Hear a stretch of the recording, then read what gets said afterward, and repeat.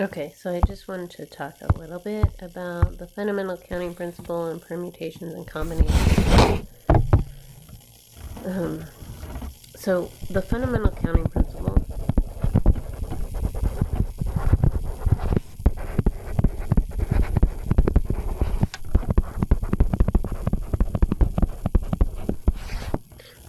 is kind of used when you can picture the experiment as like a multi-stage experiment. So you have, like, let's say we have 4 stages.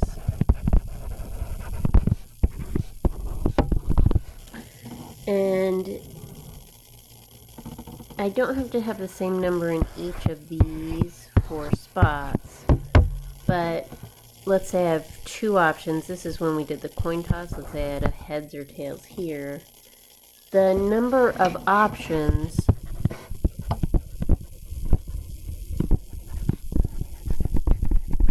in stage 2 has to be independent from what happened in stage 1, and they all have to be the same.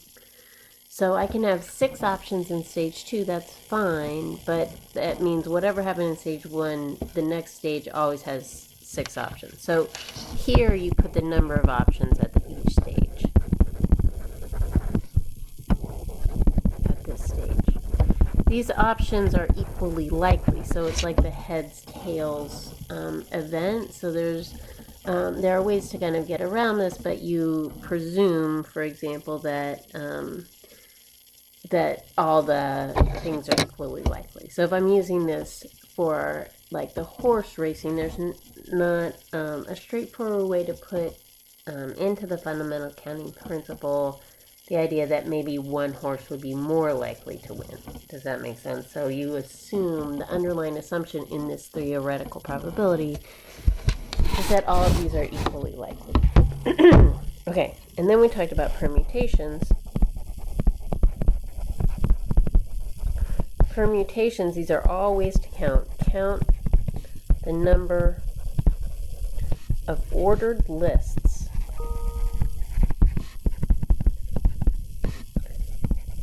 when you choose R items from a total of N items.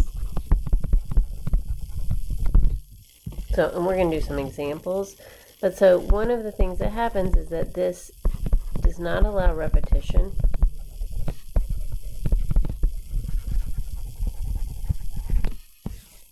Fundamental counting principle allows repetition, so you kind of have to keep this in mind.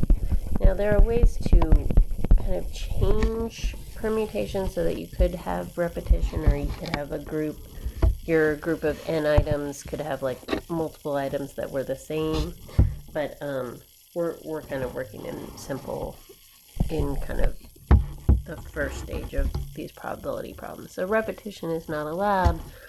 I'm definitely making an ordered list.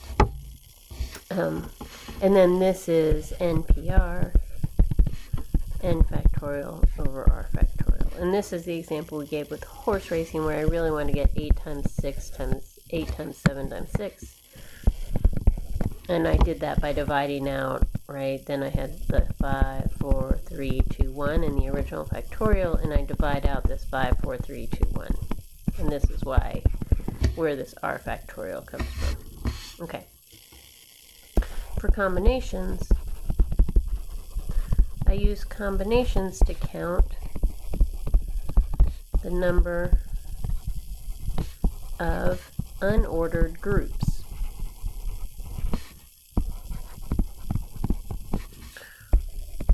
When I choose R items from a total of N items.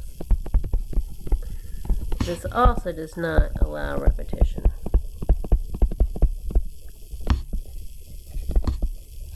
At all. Okay? And again, there are ways to modify this, but this kind of entry-level thing we're doing. Okay? So here, for example, when I do permutation or combination or fundamental counting principle, so I'll use P, C, or F for this permutation, combination, or fundamental counting principle. We were talking in class, a telephone number allows for repetitions, like I can have the number 0 several times, so this will be the fundamental counting principle. Order does matter, so honestly you're choosing between permutations in this fundamental counting principle. But that's the one that you're going to get. Same thing with Social Security number, because repetition is there, and so it does matter what the order is, but also I need to allow repetitions here. A hand of cards in poker will be a combination because order doesn't matter. And there's no repetition, there's not 2 King of Hearts in a standard deck.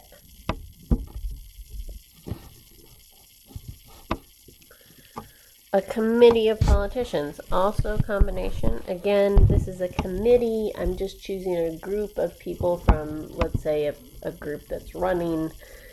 That's a committee. The order doesn't matter, and I can't have, the same person can't serve 2 posts on the committee, so there's no repetition.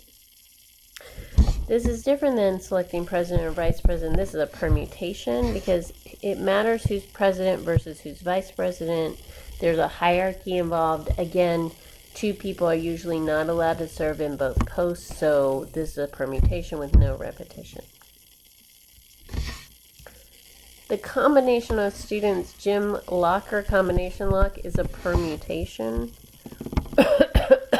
or possibly a fundamental counting principle, depending on if you allow for repeated numbers in the combination. Because order matters. It matters if you're putting in the number 9 first and then 2. But it also matters if you're allowing repetition. A lottery choice of 6 numbers where order does not matter. This is a combination. It doesn't matter what order you pick them in. Doesn't matter what order they come out in. This is the normal Powerball lottery.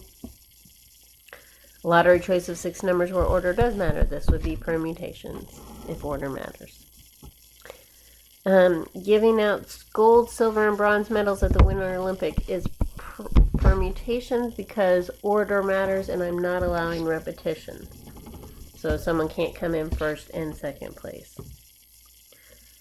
10 students waiting on the wait list for a class with 3 slots left open. I think this is hard. If you think of them getting in as a group, you can do this as a combination. If you think of them getting in one at a time, who comes first, then that's a permutation.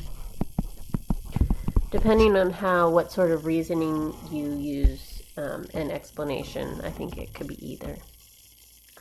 First, second, and third place in an automobile race. This is a permutation. Order matters. There's no repetition. Choosing 8 books from a list of 40 for a book club. If you don't care what order the books are in, that's a combination. I assume you're not going to have the book club read the same book 2 months in a row, but also, so maybe order matters there, maybe it doesn't. To say, I've never been a member of a book club, so I don't know exactly how they work. You work at a bookstore that has shelves that can hold 20 books. You have 40 books to shelve. How many different ways can you shelve the 20 books? Again, does order matter to you? So depending on your answer, permutation or combination, I assume the 40 or 40 different books. 7 friends are posing for a picture. How many ways can the friends stand in one line? If this is a combination, there's one way, so I assume it's kind of like permutation because you're asking how many ways they can stand in line.